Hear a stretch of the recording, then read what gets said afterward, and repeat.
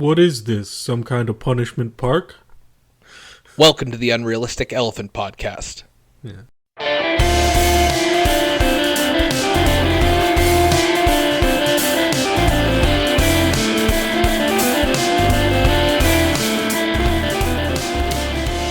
And here we find ourselves in 2025.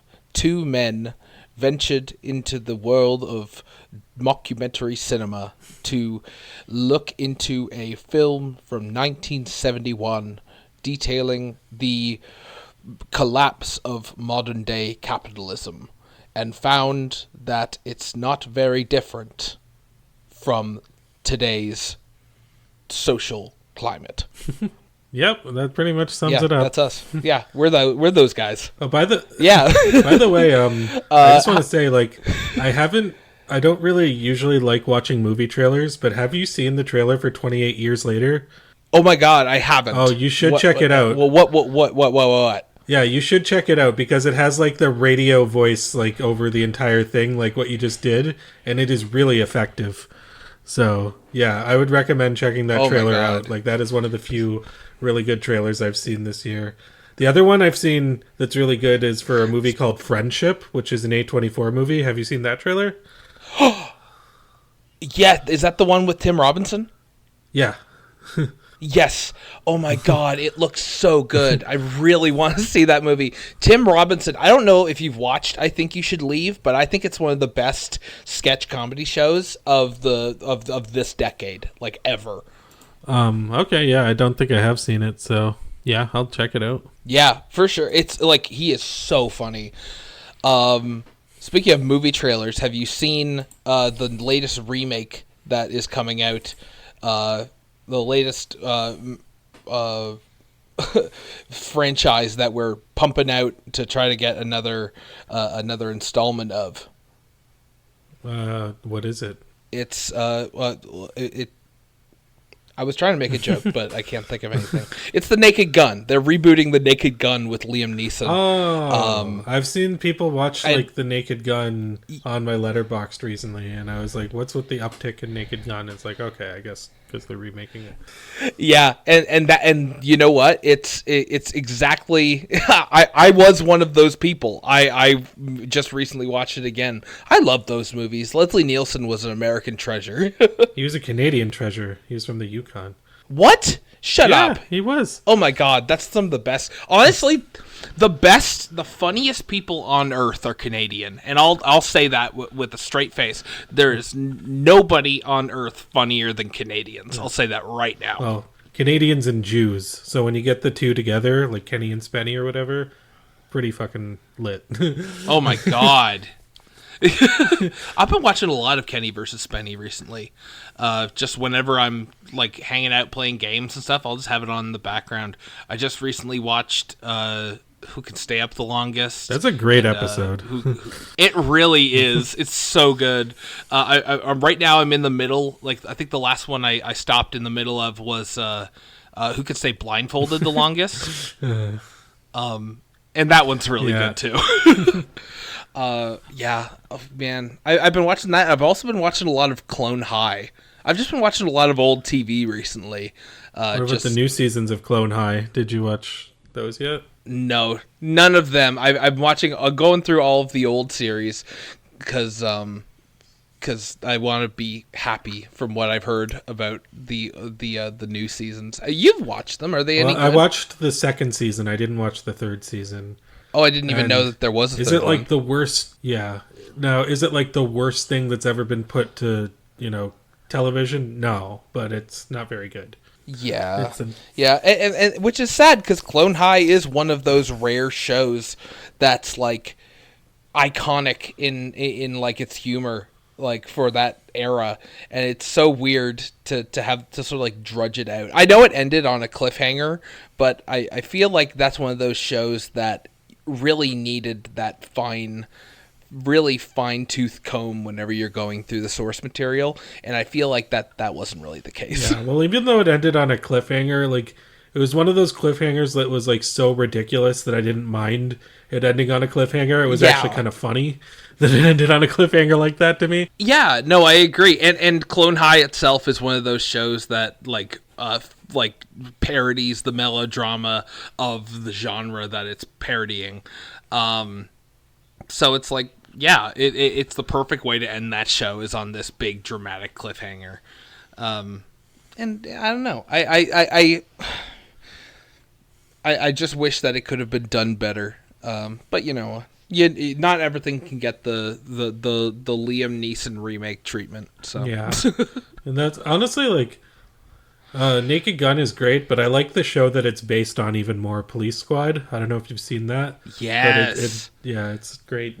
Yeah, we watched Police Squad back in the day together. Oh, that show is amazing. I still tell people about the Japanese garden joke. I remember being doubled over in laughter whenever that scene came up, like just not expecting it at all. I remember that I watched that for the first time in film class, and like the entire class just erupted. Like it took them like 3 seconds to figure out what was going on with the Japanese people standing in the pots, but once we all collectively were like, oh, and then yeah, the fucking laughter just did not stop. Oh my god. Yeah, like one of the funniest shows. I remember that's one of those things that my dad introduced me to when I was a little kid, was The Naked Gun, and I thought those movies were so good. I hear that the third one isn't as good as the others, but I remember the first two being really good, and not hating the third one, but it's been a really long time since I've watched it. Yeah, I mean, I don't remember the third one that well, but I do remember enjoying it well enough. So I'd have to rewatch them. Yeah, exactly. And Leslie Nielsen is good in basically everything that he's in. That being said, I know he was in a lot of garbage, but like he himself is always like this shining beacon in any of them. Like I remember him being in one of the Wayans brothers movies, superhero movie, and him being like legitimately funny in that, while everyone else is just not very funny at all. Yeah, I haven't seen superhero movie. Yeah, but yeah, I've heard it's bad. Anyway, we're starting off kind of with. Wait till next month. Okay. Well. No, I'm joking. I would totally watch that if you were to recommend it. But, yeah, we're starting off, I guess, kind of with light banter, because this movie is anything but light banter. So, I mean, I guess we're kind of trying to soften up the tone before we really get into things. So, do you want to just go into it now, or do you want to more light banter? Yeah, I think we've been putting it off long enough. Light banter is over, and it is time to talk about the serious shit. So Punishment Park. This was my recommendation. This was a movie that I heard about maybe a year ago, maybe 2 years ago. I watched a YouTube video. In fact, for the purpose of this podcast, I tried to see if I could find that YouTube video, and I think I did. It's called The Greatest Films You Don't Know by a user called The House of Tabula. I don't know if that's how you say that, Tabula, or Tabula, whatever. And so this was one thing where I was just like, you know, as I do, I kind of look up underrated movies or movies nobody's ever heard of that are supposedly really good. And I watched this video, and that's why I also found out about another Czechoslovakian movie called The Cremator, which I highly recommend, but that's kind of getting off the point. The Punishment Park was one where I was like, oh, okay, this is a fake documentary that's not like Spinal Tap where it's like a joke. This is like super duper serious. And I was intrigued because I don't think I've seen a movie like that before. I know that there's been a few that existed that were like, I don't know, like about wars that were breaking out and stuff like that, where there was kind of like showing what was happening from the future. I forget the names of those movies, but I know they exist. But Punishment Park, I was like, okay, this seems like the type of thing I'd be interested in. It seems like the type of thing that could be really good. But there was one kind of like thing going into it that I was a little bit, I guess I wouldn't say resistant toward, because it didn't make me lose interest, but I was kind of curious about the fact that it was a political commentary from 1971 based on the Vietnam War and everybody's sort of, ideas around that and how they were feeling about that. And I like movies that are time capsules like that. I do. And I like seeing the perspectives of people around those times. But I was kind of wondering, like, is there a barrier of entry to this where I'm not going to totally understand because I'm not, like, I know about the Vietnam War. I know kind of the mentalities of the protesters and everything. I know like, exactly where you're going into with this blind. Yeah, but I was like, okay, I'm not, like, will this affect, my ability? Am I going to have to do a bunch of additional research? Is this going to, like, be not user friendly? And I'll get more into that later because this is a movie that was buried when it came out. But I did not find this whatsoever to be hard to follow or get into or figure out where everybody was coming from, because so much of it is reflective of the type of mentality that we're used to today with political commentary and stuff like that. Is that where you thought I was going with it? Oh, yeah. Okay. Absolutely. Yeah. And just to quickly go back to what you're saying, the concept of a mockumentary that is not going into like comedic directions with this it's not entirely unknown to me. Like the whole concept of the found footage genre of horror and drama can definitely be traced back to something like this. Yeah, I guess if you look at a movie like Wreck, that was like a documentary about firefighters, and then it kind of delved into... So yeah, exactly. Okay, yeah, I guess there is kind of exceptions to that. Yeah, exactly. But I don't think I've ever seen it quite done like this. And to the point that this is probably one of the first movies of its kind to do this sort of format. I 100% agree with the point on the political the political commentary in this movie. I had the same apprehension going in because I was like, okay, so this is a political commentary on the world in the early 1970s, and which you talk about that, it's over 50 years ago. And you think that, well, we have come so far as people and as a society. You think that it would be quite hard to understand the mentality of someone from 50 years ago. Like if in 1970 you watched a movie from 1920, I think there would be a lot more whiplash. But I'm not from the 70s, so I can't say exactly. But I would think that there would be a whole lot more thematic and cultural whiplash whenever you would watch a movie like that. The fact of the matter is, though, the alternate history that they're sort of presenting here is so incredibly close to home with how things are going in the year 2025 that it's kind of scary, and it's enough to radicalize someone, honestly. Like, from what I understand, this movie was ruffled quite a few feathers in the government, and it's I don't know the whole story behind it because, as you know, I'm sort of going into this as blind as I can. But I can only imagine that the fact that this movie is not as well known, or I had never heard of this movie before you told me about it, I would say that that's most likely due to the fact that this has been pushed down as much as possible. Because watching this movie, and I'm going to get into this, I could feel myself getting angry for these fictional characters.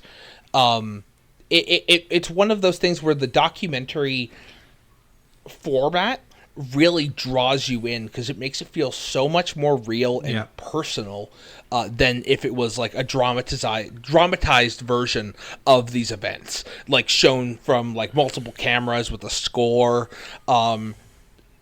Like cutting all of that away makes it so much more personal. Yeah, I absolutely agree. And I haven't seen any other movies from the director Peter Watkins. I think that's his name. Yeah. Yes. Peter Watkins. So I haven't seen any of his other movies, but I've kind of looked into what they're like.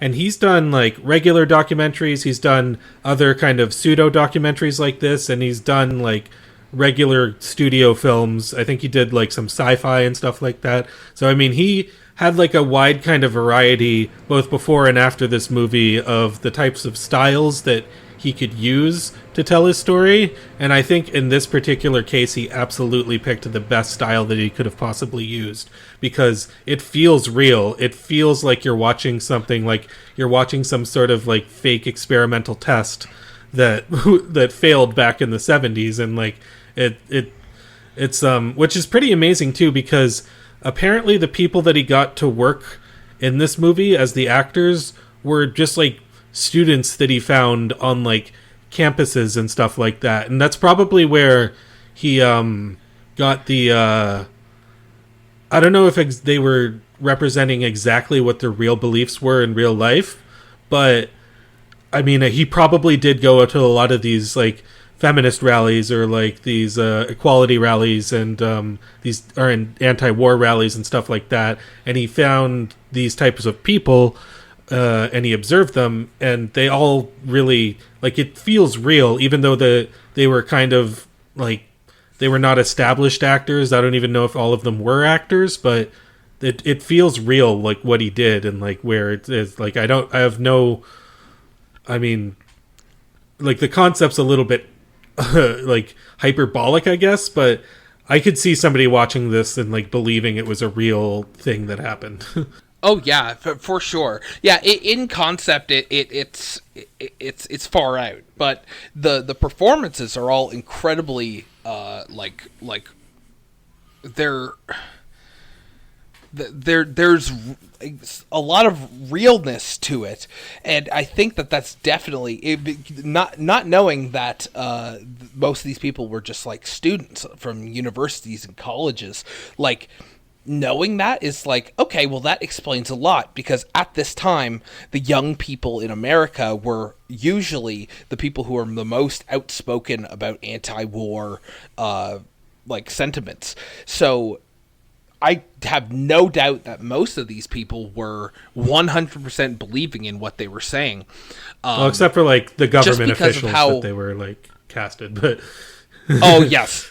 Yes, absolutely. Yeah. Yeah. And who were all, I would say, I want to say, when you portray a villain in a movie as someone you love to hate, this is almost like I hate to love to hate them. Because it doubles back three times. It makes the villains in this movie make me so angry, and I will talk about specifically why. But like it's again, it hits such a nerve, especially in today's political climate, to see the villains of this movie acting the way they do. It is brutal.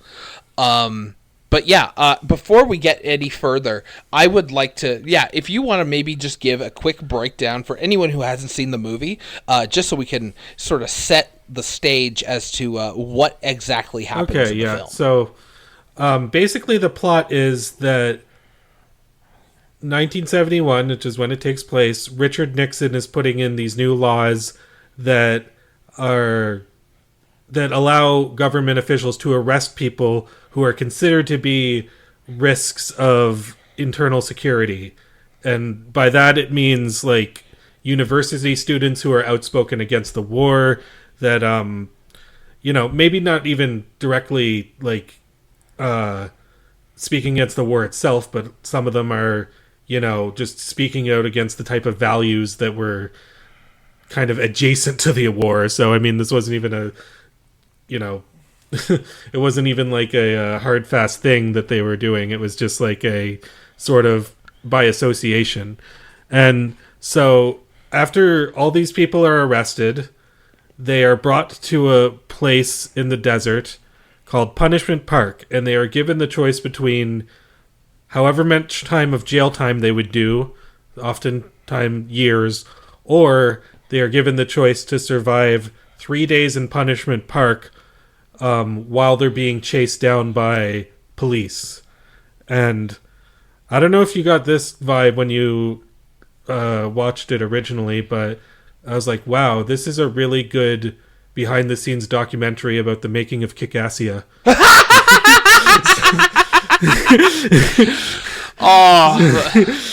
I would love to see a shot-for-shot remake of this movie with all of That Guy with the Glasses people. I would pay so much money to see Linkara just hoofing it through the fucking California desert, trying to not die. Oh my god. Oh my god. So the idea is that, they need to basically run across Punishment Park and get to a flag, which is the end point, and they have 3 days to do it. And all the while they're being chased down by cops who are supposedly going to detain them. They end up doing a lot more than that, which I think was probably something that we all figured out. But there was a... So it's kind of like a post-apocalyptic kind of concept you'd see in something like Battle Royale or Squid Game or The Running Man, but it's set in the present in this context of like the 70s. And it was based off of like real acts that were going into place. Again, I'll get into that later, but yeah, that's kind of like the basic concept of this, is that a bunch of people are running across the desert to get to this flag within 3 days, and they're being hunted down by cops. And it's very so I mean, I think I without even getting into the commentary, I think by that premise you can kind of understand what this movie's going for and what it's criticizing and what its its commentary is. Yeah, exactly. And I think one of this movie plays its hand quite quickly. It shows off. It quickly gives you the premise of these laws being passed that allow the president to detain people without any sort of due process. It is like, so we follow two separate groups of people who have been detained, and the first ones are the people running through Punishment Park, and the second group of people are people being currently interviewed in their trial process before being sent into Punishment Park. Basically the next in line, to sort of show you the whole process. And in doing that, it really it's a really biting satire of the entire American legal system as a whole. Like, the fact that these people have no rights whatsoever and are completely stripped of them because of ideas that they have. And that's the big thing about this, is these people are not being detained because they firebombed a building. They're not being detained because they attacked a police officer or killed a police officer, or because they are threatening to overthrow the government. These are people who simply exercise their free speech to speak out against the government.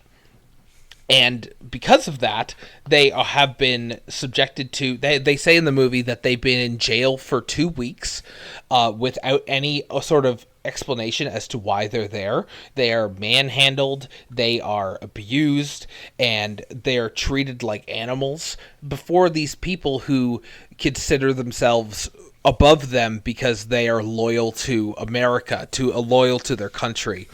And the power imbalance is palpable. On the side of the people who are currently running away from the cops who are running through Punishment Park, you they immediately tell you that as incentive, they have decided to tell them they are going to get water halfway through, but they won't. They won't be getting water, and so these people are sent off into the desert with no. I've heard that they had no water on set. So. Yeah. Oh my god! Yeah, this really is Kick-Assia origins. Fuck. Meanwhile, the cops that are chasing them are outfitted with everything they could possibly have. So it's a combination of the cops, the National Guard, different institutions in America, all people who hold power over these people already.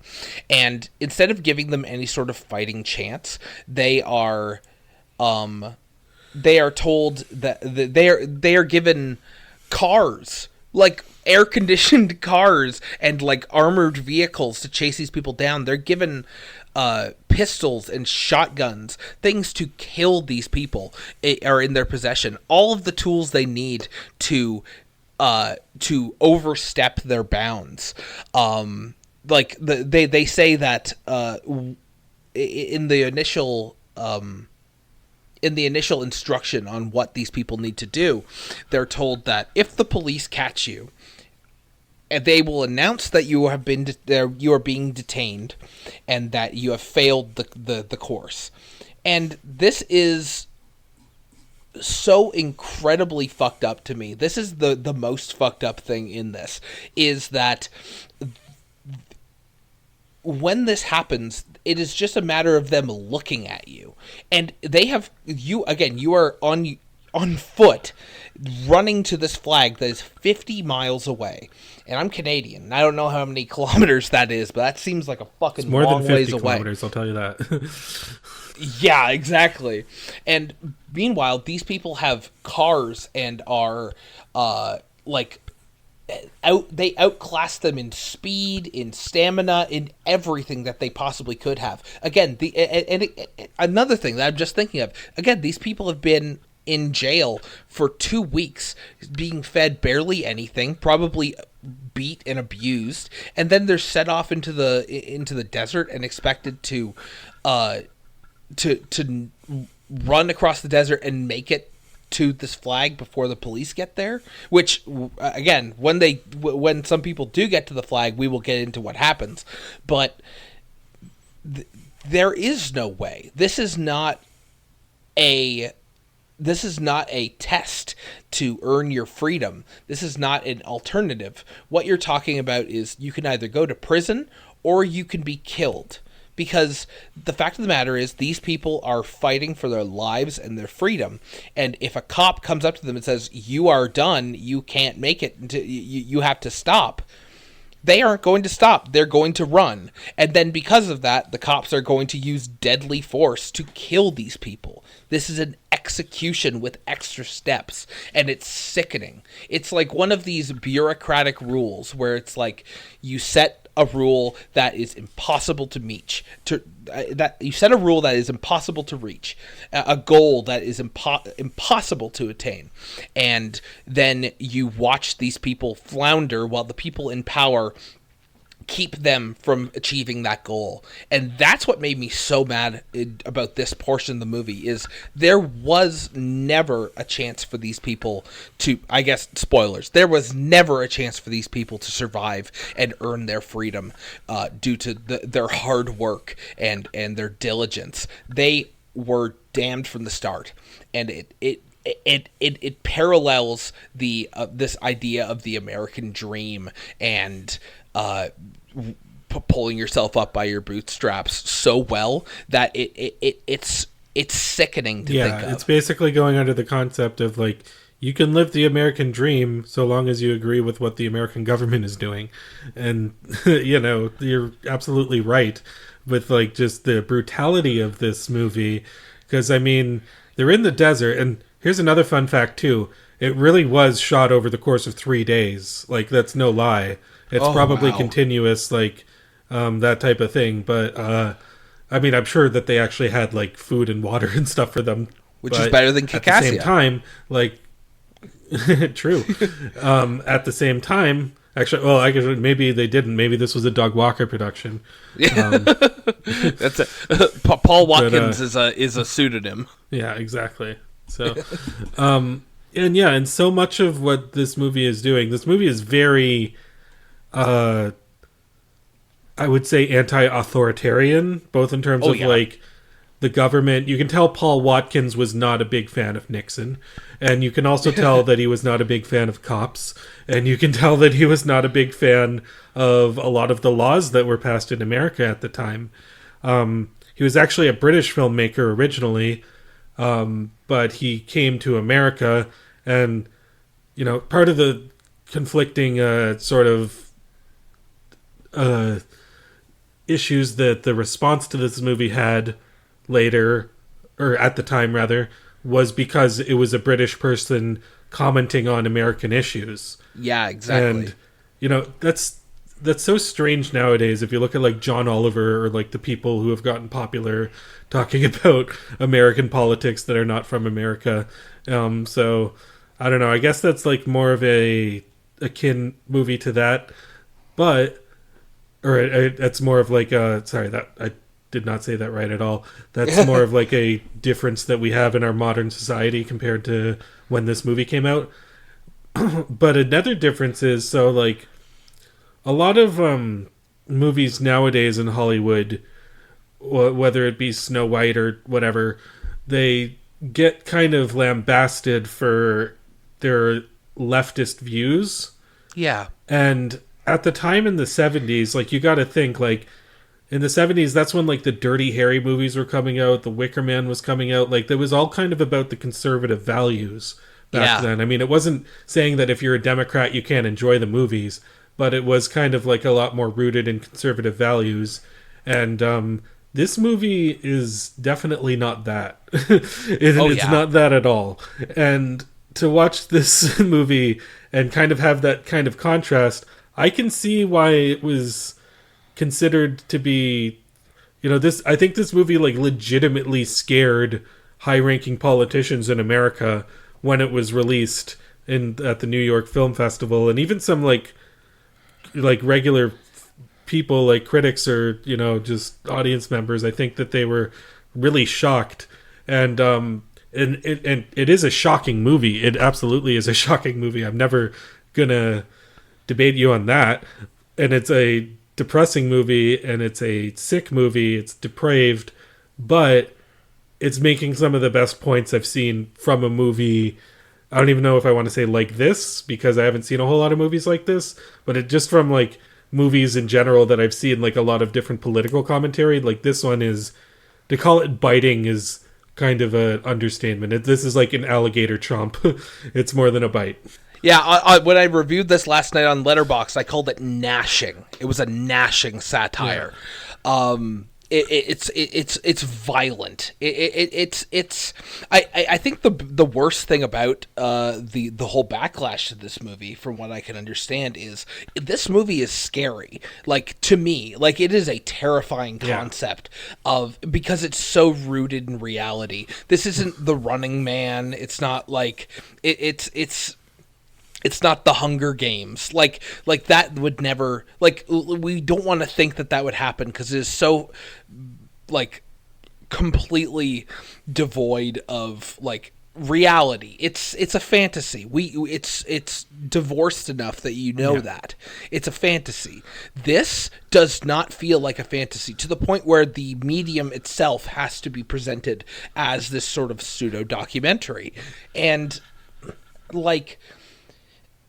But the reason why this movie scared people wasn't because of this we sort of holds a mirror to what the United States was like at the time. But that wasn't why people got mad. They got mad because they didn't like what they saw. They didn't believe in what they were seeing.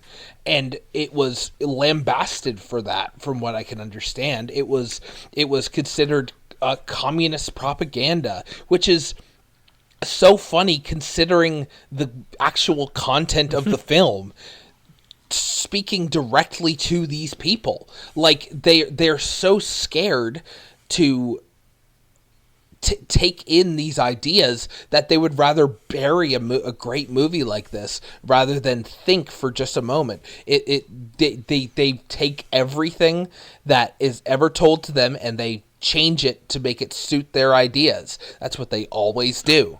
Yeah, exactly. And so, like, I guess, yeah, I could maybe go into like the actual response that the movie got back in the day, since we're kind of dancing around it a little bit. So let's just kind of delve into it. Yeah, because we've talked a bit about it. So this movie, like I said, filmed in 3 days, filmed in the middle of the desert by Peter Watkins, and it premiered at the New York Film Festival in 1971.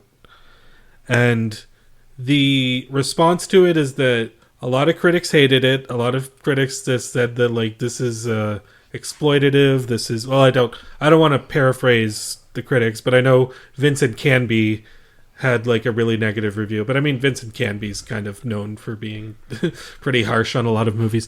But yeah, so after it came out, after it premiered at the film festival, Hollywood studios took a look at it and they said, no, we're not putting this out there. Yeah. We're not distributing this anywhere. So it didn't even really get a wide release or even a release at all in America after the New York Film Festival in 1971. And so if you or anybody else is wondering why you haven't seen this before or why you haven't heard of it before, it's because that when it came out, it was buried intentionally by people who did not like what they were saying. And it's pretty funny too, because in retrospect, when this movie kind of like found a new audience and everything, if you really look at what happened throughout the entire 70s, a lot of these hot button issues did kind of dissolve away, and they dissolved away in the way that definitely kind of in favor of what Peter Watkins was saying with this movie. So for example, like, Nixon got impeached, and the Vietnam War, a lot of people look at that exactly, they look at that negatively. And so, and the big one I want to bring up is the act that this movie is based off of. Well, actually, so this movie is based off of 3 different events, and this is just based off my cursory research. So this is what Peter Watkins said. So the first one was the McCarran International Security Act, which was a act that was passed in 1950. The second one was the Chicago police riot at the Democratic National Convention in 1968. And the third one was the massacre of student anti-war protesters at Kent State in 1970.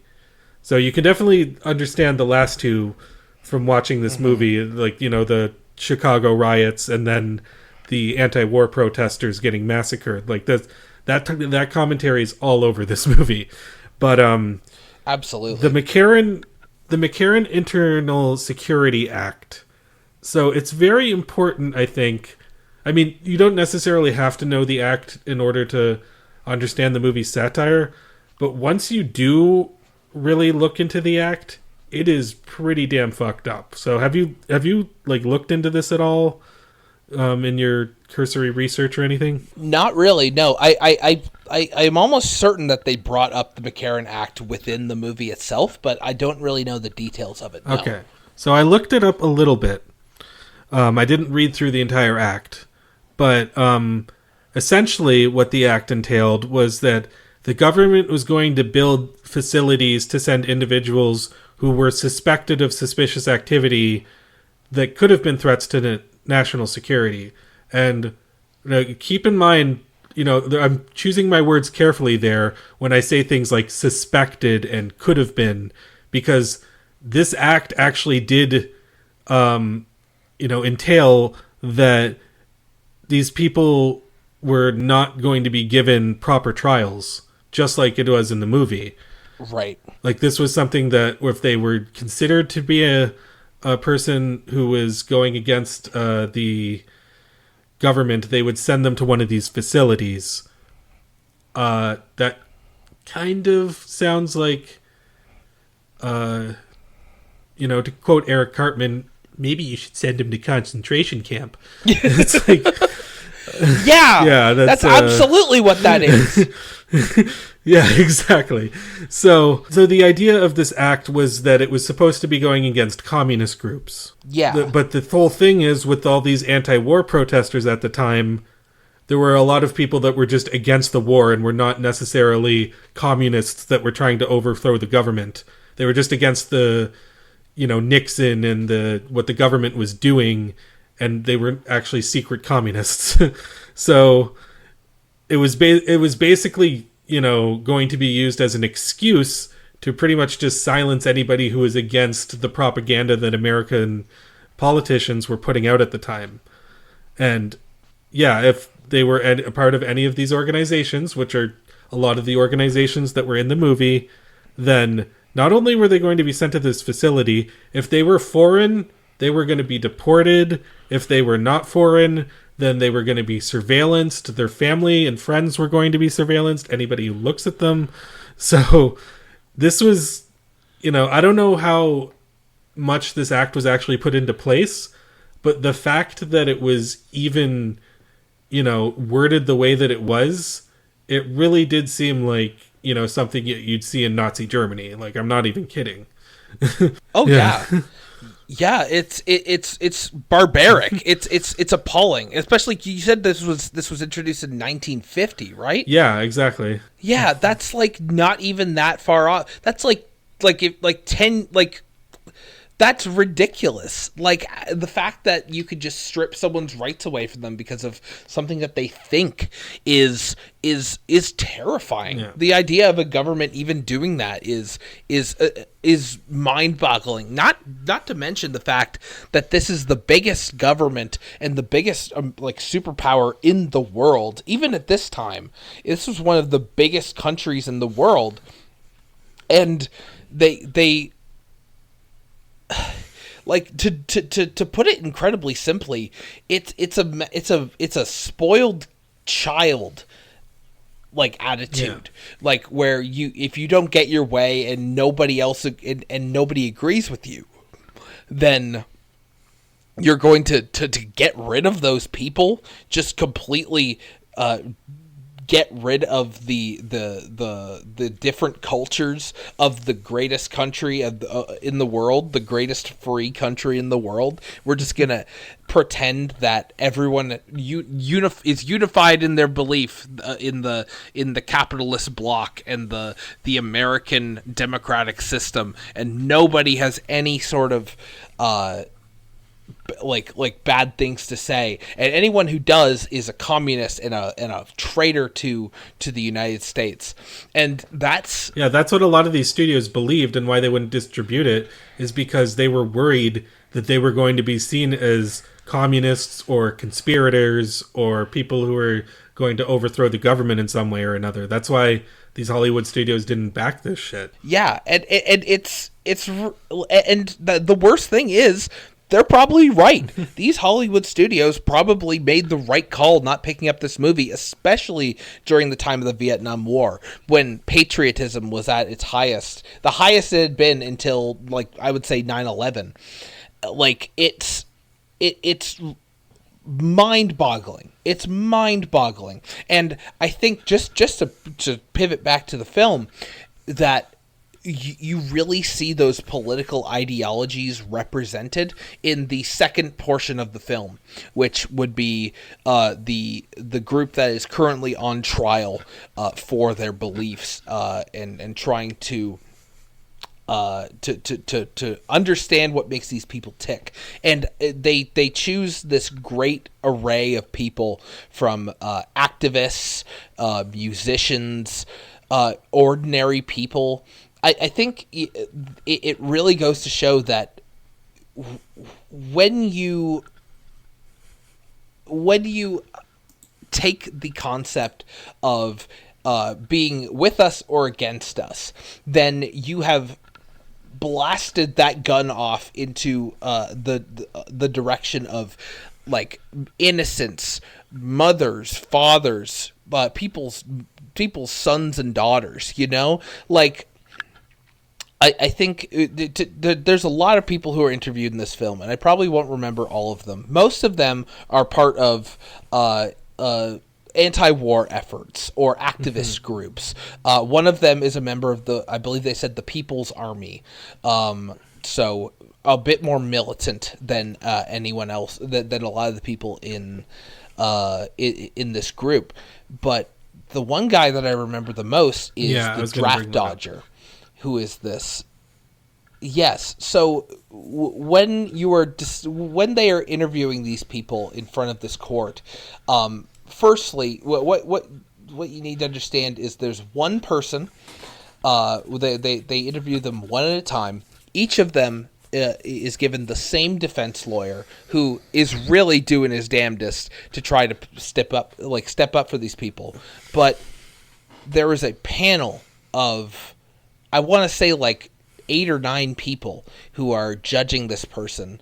A senator, a union representative, someone from Concerned Mothers of America, a judge, like all of these different factions of American life that have proved to the government that they are trustworthy and won't pose a threat to national security, aka they won't question the current administration. So what you get is these people just sort of screaming accusations or snidely remarking at these people, calling them horrible people. It's really just this most abusive, upsetting thing to watch. But like, if you are the most conservative person in the world, I could definitely see you taking enjoyment in seeing these people who are ideologically opposed to you getting taken down a peg in cuffs, even like animals. But the draft dodger is the one that really got me, because out of all of these people, like the musician wants to change the world with her music, and the activist wants to make a safe world for all types of people, but the draft dodger doesn't want any of that. He just wants to be left alone, and he has no political ideologies or communism. Like he's not a communist. He's not a socialist. He's not anti-war. He's not anti-government. He doesn't work. That's the thing, is he doesn't have a job, and he's not down on his luck. He's not trying to look for a job. He just wants to not work and just do his own thing. And to the point where he wants to escape to Canada, which we would take you. That sounds great. But and they just tell him that he is selfish and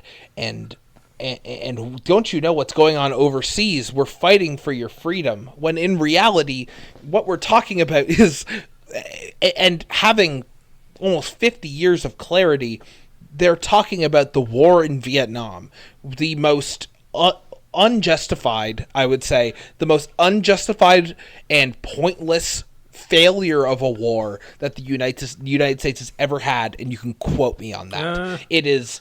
I mean, the United States failed in a lot of wars. They don't like to admit it, but they did. but they can't even hide the fact that they failed in this war. Like, even to Americans, they'll say, "Oh yeah, we're the best. We fought in all these wars and we won because of democracy, because of freedom." But even in the face of that, they can't say that about Vietnam. Vietnam is always the strange other beast. And I feel like after Vietnam, things changed and people started to understand that maybe the government, it doesn't have their best interests in heart. It was one of the biggest, most protested wars ever. It's and in retrospect, 50 years after the fact, it's like who needed to die for this? Who, like, I wouldn't. I like being a Canadian. I love I love living in my country. But if my country told me to die for something I didn't believe in, I would look them in the eye and say no. And I don't deserve to be trod out into a desert and shot like a dog for that. Yeah. And that's just the long and short of it. And this guy is treated like the same animal that they treat everyone as. And it really is this scattershot approach that has made it like you can't let up in your convictions, because if you do, the communists will win. So you have to take down this guy who's not really hurting anyone. And I actually don't know if in Vietnam or if Canadians were drafted. I know they were in World War II, but I don't know about Vietnam. Maybe they were. Yeah, but I don't know about that. But yeah, like going back to what you said and like looking at this in retrospect, like even like in the 70s, like pretty much everything they were talking about, like when it comes to, you know, Nixon's impeachment, the act that I was talking about was dissolved throughout the course of the 70s. You know, the attitudes towards the Vietnam War drastically changed as we like got out of the 70s. Even like near the end of the 70s, they were already kind of changing. And like, yeah, you know, just the whole attitude today, even around like authoritarian, like cops and the government and stuff like that, like people are a lot less welcoming of like those type of things, like especially, well, I don't know about cops even more than the government, but just like sticking on the cops things, or like this is the type of sentiment that you would see in like a more modern movie, like Straight Outta Compton or something like that, where you know the cops were portrayed as you know, just aggressively and violent and stuff. And to be honest, in Straight Outta Compton, I thought it was a little bit like cartoony. Here, I just thought it was like, man, they really fucking nailed it. Like, it didn't seem out of line with something that I would see an abusive cop do, which I've seen, you know, a lot of abusive cops do a lot of things, as have most people in this day and age who have access to the internet. And yeah, it's just so much of what the movie was saying is just on point, and they just weren't at the time. It's like one of those things, like Marty McFly says, it's like, I guess you guys aren't ready for this, but your kids are gonna love it.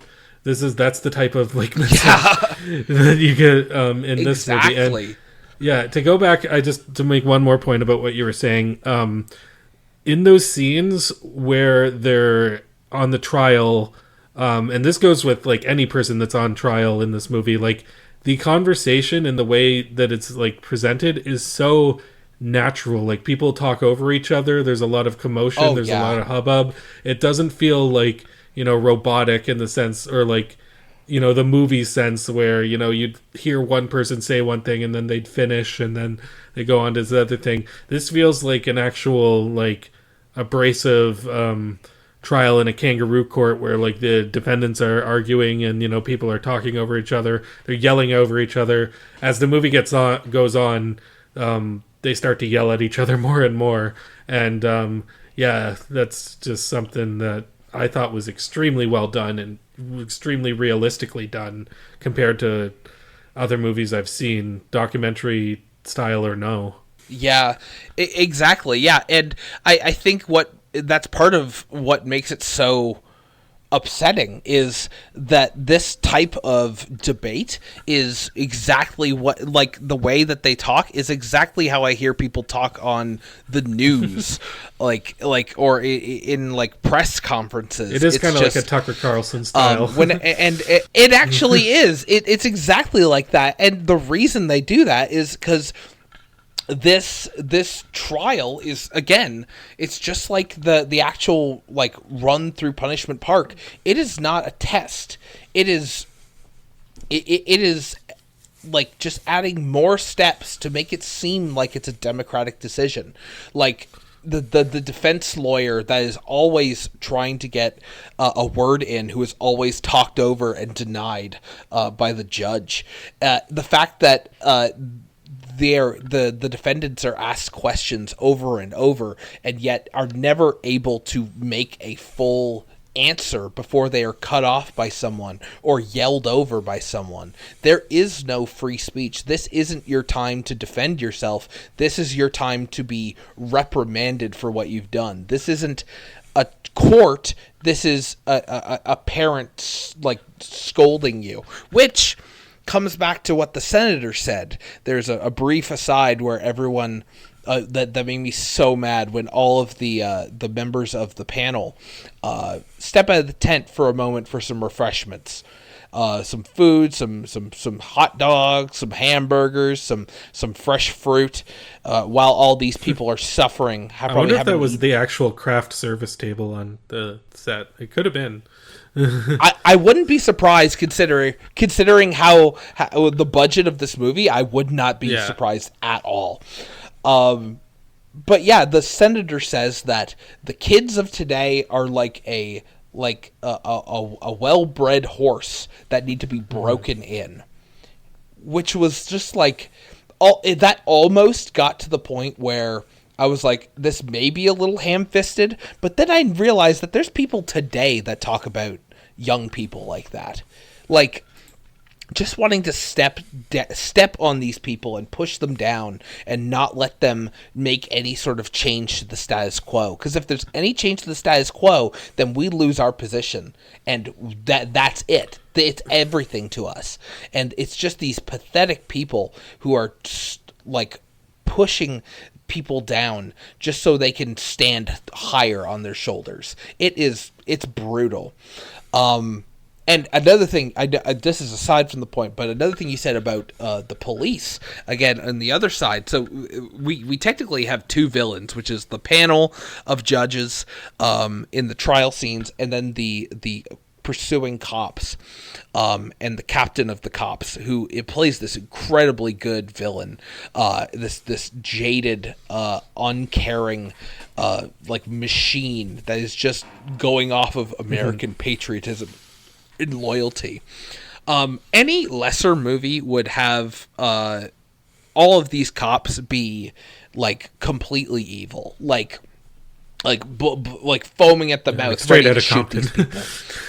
Yeah, exactly. Yeah, that's what I was saying. Like any lesser movie like that, but in this you have this array of people where I believe there is one or two people who are ready to kill these people, and by the end they do. They are ready to put down enemies of the state.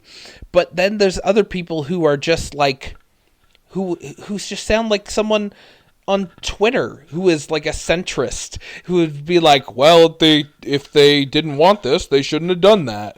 And it's like just so incredibly close-minded and narrow-sighted to think that there's anything that they could have done to avoid this other than conform and understand that they live in this totalitarian government that is not going to take any other way of life other than the one that they are proposing to you. And they're just brainwashed because this is just a job for them. Like, this is their job, is to hunt down these people at the desert. And and they act accordingly because of that. Like, in their head, these are enemies of the state. So when some of them branch off and ambush the cops and kill one of them, well, these people have now shown their true colors. These are murderers. These are people who want to hurt Americans, good-hearted Americans like my friend, who they really don't know that well, they say in a scene. They had no idea who he was. They never really talked to him. It's the idea that these people would kill a cop. I'm a cop. I don't want to die. I'm going to kill you. It is so simple-minded, and without a second thought, they will chase down and gun down these people, just for revenge, I guess. It's the way that the bad guys in this movie are presented is so incredibly real, just like the other people in the movie, like all of our protagonists. Everything feels so authentic, rather than, again, like in Straight Outta Compton, where all these cops are just sort of a representation of the idea of corrupt police. this is the reality is there's a couple of bad eggs, but the rest of them are just as bad because they are silently complicit. Yeah, exactly. And that's an argument that I've heard a lot with when it comes to police brutality. It's like, well, yeah, we're not saying that all cops are, brutal, but at the same time, can we really support an organization that allows these type of brutal cops to, keep on working and stuff like that? And that was kind of like the point of a lot of what I've heard recently. When I say recently, I mean in the past 2 years. And I just want to say I do think Straight Outta Compton's a good movie. I just thought that the portrayal of the cops in that were kind of ridiculous. But yeah, it was a thing where a lot of this, and I really did like it, like near the end when things really start to go down, and then the actual filmmakers, like the documentary crew, are going, and they're having arguments with the people because, like it comes to a point where they just can't do this objectively anymore. Like a documentarian is supposedly supposed to do. And there just comes to a breaking point. So you said you wanted to bring up the ending when they reach the flag. So do you want to delve into that right now? Yes. So at this point in the movie, the cops have been basically at war with the prisoners who are running through Punishment Park. A faction of them have decided to fight back against the cops and have killed multiple of them at this point.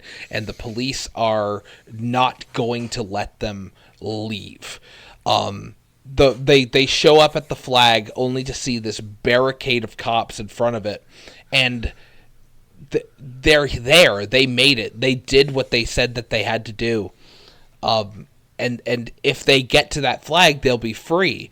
But these cops know that if they are able to reach that flag, that means to them that's the end of the United States. That's the end of democracy. Yeah. Which of course is a lie. These are just regular people. Two of the survivors are a husband and wife. The wife hadn't done anything. The wife was put in with him whenever she tried to save him from the cops. That's all that she did. And basically these people are delirious. 3 days they've been running through the desert. No water, no food. And they are completely delirious. And they just run right through this barricade of cops, to which they're met with batons. And they're beaten and bloodied and bruised. And as they're laying on the ground, barely alive, they are executed. And it is and at this point, yes, the filmmakers are screaming at the cops to stop, that they hadn't done anything, that they had done what they had been asked, and none of these cops care. At this point, they're too blinded by revenge, and they're too blinded by nationalism and patriotism. They have to save their country from these horrible communists, and it's any other movie, it would be ham-fisted, but this is exactly what would be done now. Like, you can't, you don't get even if you do everything right, even if you are a good person, even if you don't kill anyone, which none of the people who are killed at the end of the movie do. Like, a lot of the people who don't initially kill any cops end up having to have to survive, and they die before the movie is over. But these people are all innocent. They haven't harmed a single person, and yet they're killed because they're complicit in people who would kill cops. They're adjacent to them. Where does it end? I honestly was surprised that the filmmakers even survived this movie. Like, the only reason why the filmmakers survived is narratively, there's no way this movie would be released if they didn't. Like, it's... Also because, like, in the movie they are, they're not really taking a side until, like, later on when they see all the brutality kind of come out. They are under commission of the people who are running Punishment Park. Yeah. And so, like, there is kind of like an agreement that's between those two, but, like, yeah. Anyway, just wanted to point that out. Yeah, exactly. Yeah. No, you're right. And it's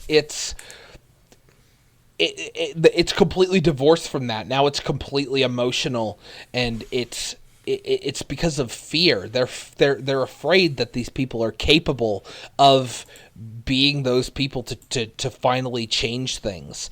And it's a great it's a great symbolic gesture of, you know, the authorities of the powers that be holding down people who want to make positive change, who want to solve these problems without violence, because in the eyes of the authority, they are no different than rioters and looters and communists and terrorists. It is a wide blanket that has been drawn on this entire group of people, which has completely divided the country and its people.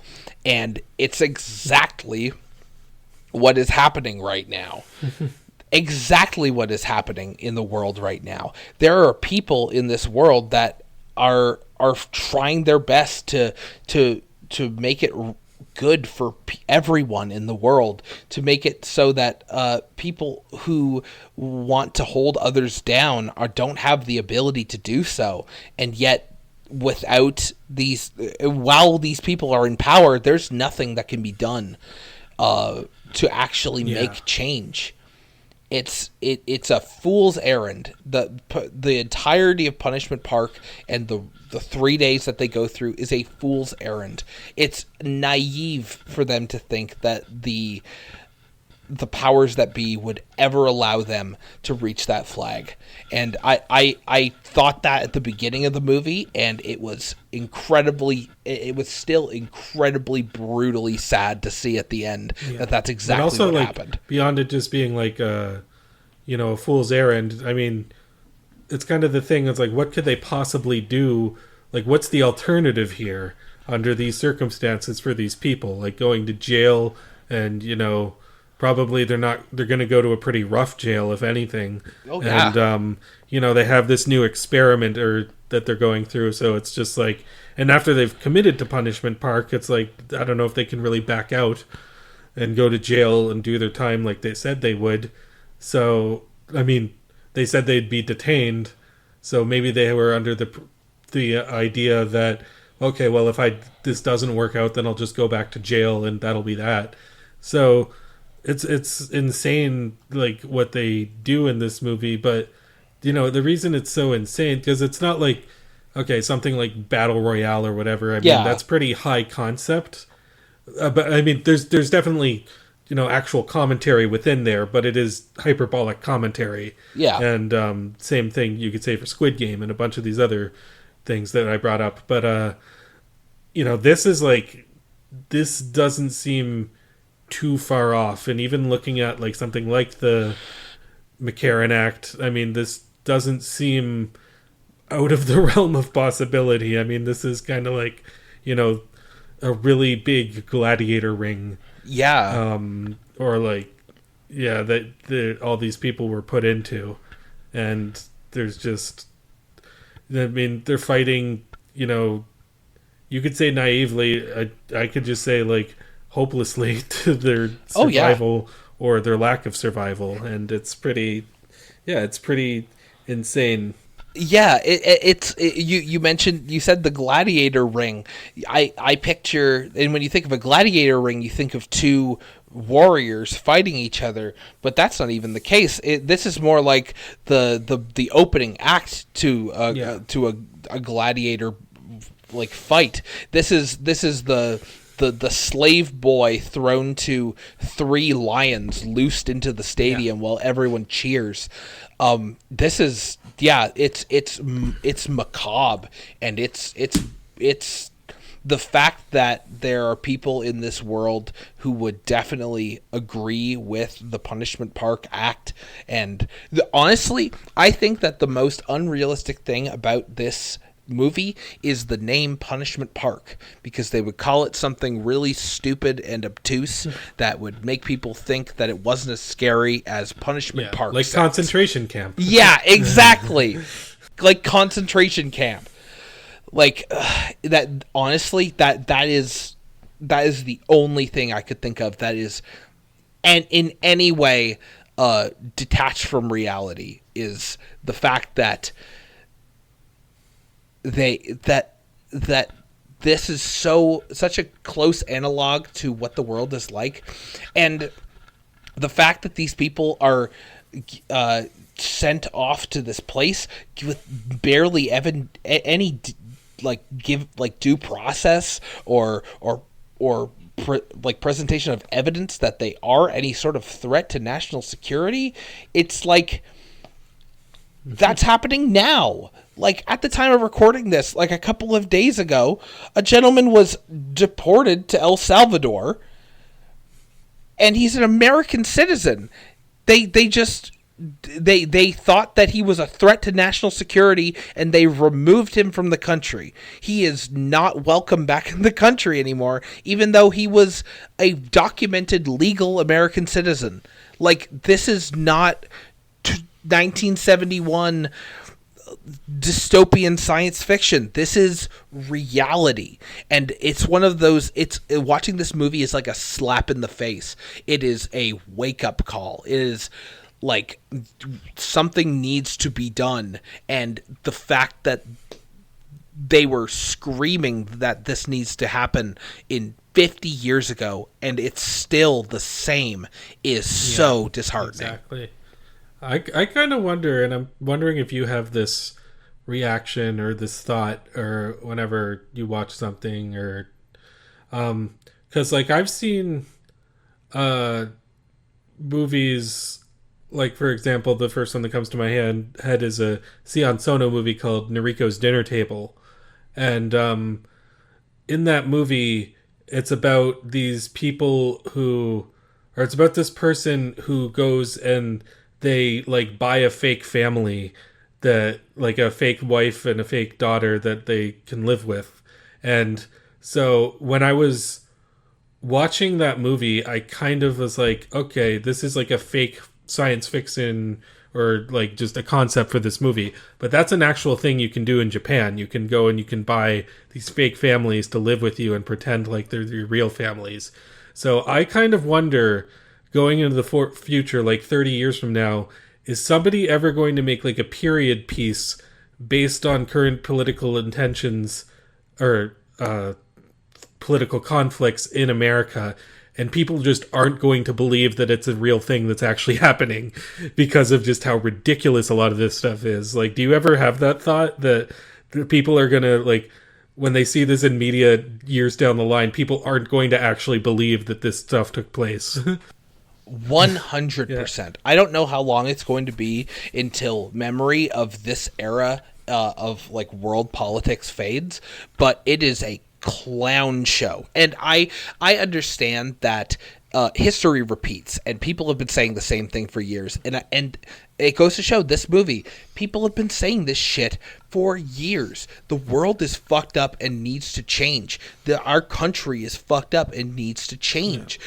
Meanwhile, nothing has happened. Nobody wants to make that change, and every attempt that has been made to make that change has been thwarted by the powers that be.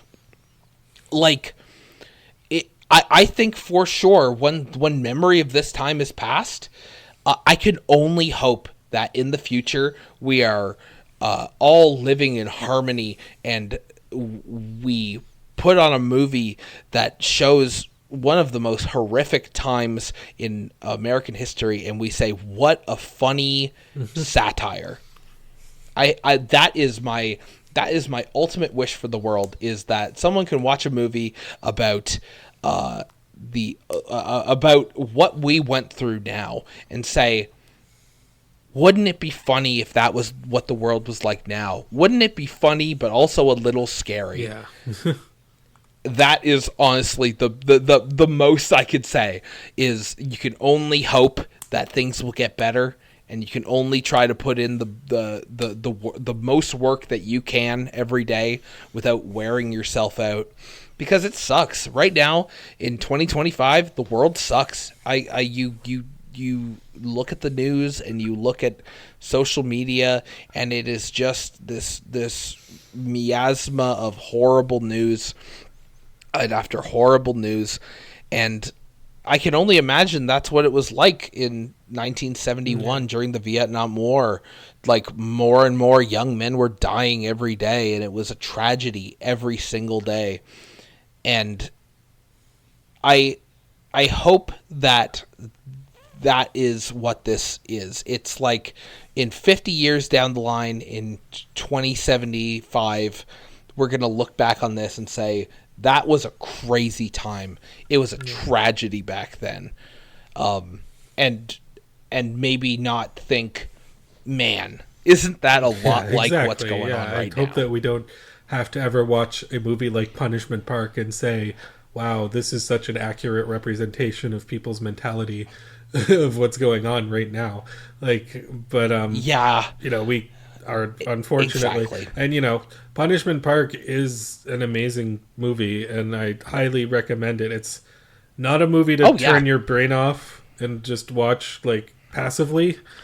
But it is a very it's just an amazing piece of work, and I hope to check out more of Peter Watkins' work, because a lot of it does have pretty high ratings, but it's just kind of like this, where not a lot of people have rated it, but the people who have seen his stuff seem to really like it.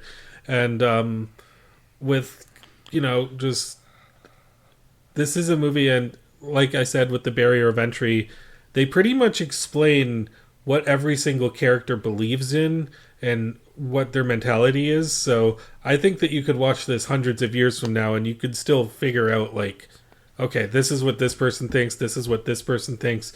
Like, it doesn't leave, it's very direct in that way.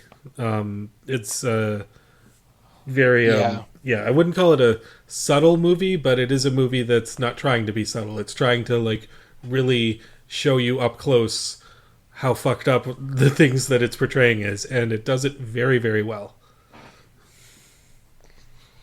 Yeah, it really does. And another thing is, this movie has so many characters in it. Not all of them you're going to remember the names of, but every single character in this has a different political ideology and ideals of morals. You are going to find someone in this movie that you can latch onto and say, that person has the same thoughts as me.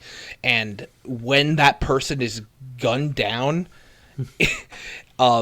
it hurts all that more. Or if you're attached to one of the people doing the gunning down, maybe think about what your choices. Yeah, I was gonna say, maybe think about your choices and how you got here. I thought about that. It's just like, Kim Jong-un would probably really like this movie, and just be like, he would see it as like a jingoistic fantasy of like, oh, this is good stuff. Or, well, I guess Kim Jong-il more likely. He was the film buff. Yeah. I still need to read The Art of Cinema by Kim Jong-il with Matt Damon. I did not know that he made a. I would love to read that book. Honestly, what a great what a great man who could definitely tell me a lot about how to be a cinephile. Yeah, exactly. I mean, you just jeez. Oh man, like, just the fact that book exists, it's great. It's but anyway, I mean, like, but again, you look at a place like North Korea. I mean, that's still fucking going on, and it was in the time, the 70s. I mean, that's like worse than Punishment Park. Like, there are parts of the world that are worse than this dystopian reality that they portrayed here that is existing right now, and it's crazy. Yeah, it really fucking is, and it's hard to stay positive in times like this, and especially when you watch movies like this and don't notice any difference. But it's important to stay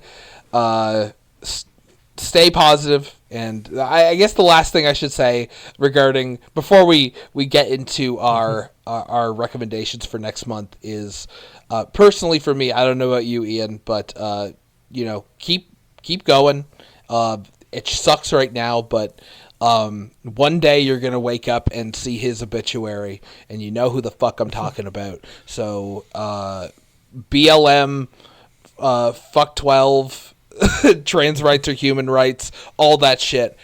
Fucking keep going. We're going to fucking get through this. Exactly. This is a thing where, I know it's hard for people obviously it's one thing if you're living in Palestine or whatever and you're going through the shit that they're going through there.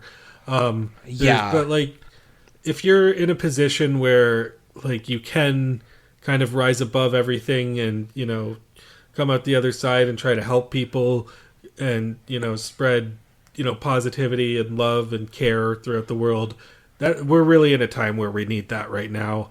And, that's why even me, like I make YouTube videos about fucking television shows that I like and like things online. And yeah, I do get into negativity and stuff with like YouTube drama and stuff like that. But the whole point is like, just whatever you do in life, just try to make the world a better place and, do what you got to do to just, be actively, good to each other and do what you got to do. Because I know this has been a really dour conversation, and I knew when I recommended this last month that this was probably going to be the heaviest conversation we've had on the podcast, and I think that it's achieved that. And but at the end of the day, just treat each other like humans, and be good to each other. Absolutely. Yeah, absolutely. I 100% agree. Yeah. All right. Well, after that uplifting film, we're finally to the end of this month's episode. Bit of a heavy one, but we'll keep on trucking as you should. So I think we've gotten to the point where it's time for our recommendations. I think you will, since you did it last time. I think I'll take this one, if that's okay with you. Totally okay. All right. So, I have this is another movie that I have never seen. This is a something that was recommended to me, and I thought there would be a perfect opportunity for us to look into it, because I'd never heard of this movie before, and I'm not sure if you have, but for next month, for our episode in May, we're going to be taking a look at a French film from 1989. It's a film called Baxter. Baxter. I don't think I've heard of that. This is something that I just recently heard of. Probably just while watching, again, just like you, I watch a lot of YouTube videos of just movies that you normally wouldn't have heard of in mainstream like social media circles and things like that. This is a psychological thriller, and based on like a concept that is like really close to home, I guess, where you normally wouldn't think of this as a scary concept, but from what I've heard, this is a pretty chilling movie, and I'm pretty excited to take a look at it. I would go into it blind, but if you want to look into it, really looked at the blurbs. I've just looked it up. I see a dog on the poster, so that's all I really know is that it's about a dog in some capacity. And it is about a dog, and that's all I'll say. All right, so that makes the next time it'll be Baxter Day. Baxter Day, awesome. Baxter Day. All right, well that Baxter. I don't remember how the song goes, but I just remember Baxter from our. Neither do I. That you already had more than I remember. Yeah, that might be totally wrong. It's more than I can remember. Oh man. All right. Well, this has been the latest episode of the Unrealistic Elephant Podcast. I guess it's not the latest episode. If it's like several months after, then it's an old episode then. But at the time, if you're listening to this on the day it comes out, this is the latest episode of the Unrealistic Elephant Podcast, and you caught it early. Sure. Good for you. Yeah. Well, thank you so much for listening again. For just one last time, be the change you want to see in the world and put out all the positivity you can. And next time, hopefully we'll have a bit of a more uplifting time. I think we will, considering what we're going to be talking about. But from here at the Unrealistic Elephant Podcast, thanks so much for listening. And it's been great talking with you, Ian. And we will see you guys next month. So thank you so much. Yeah, exactly. So I was going to say Hail Satan at the end, just because after all that sincerity, it'd be hilarious, but no. Yeah, have a good time, everyone. Yeah, fuck it. Hail Satan. Hail Satan. Yeah, Hail Satan. Hail Satan. Woodland Critter Christmas. Hail Satan.